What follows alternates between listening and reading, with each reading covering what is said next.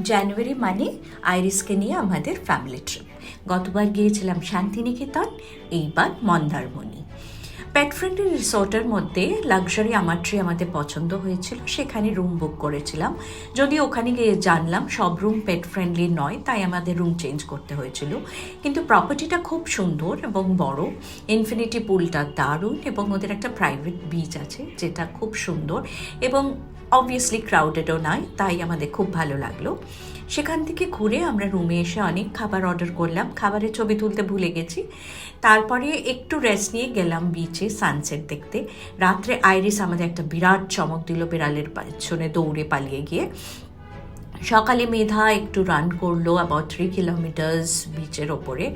রিনা দিদি কুকুরদের সাথে একটু খেললো। তারপরে আমরা ব্রেকফাস্ট করলাম ওদের সি ভিউ রেস্টুরেন্টে, ব্রেকফাস্টটাও ভালো ছিল। তারপরে চেক আউট করে আমরা চলে গেলাম মেইন বিচে। সেখানে একটু ঘুরে একটু ওখান থেকে ছোটো দোকান থেকে শপিং করে আবার ফেরত কলকাতার পথে সুন্দর একটা ছুটি কাটিয়ে এলাম।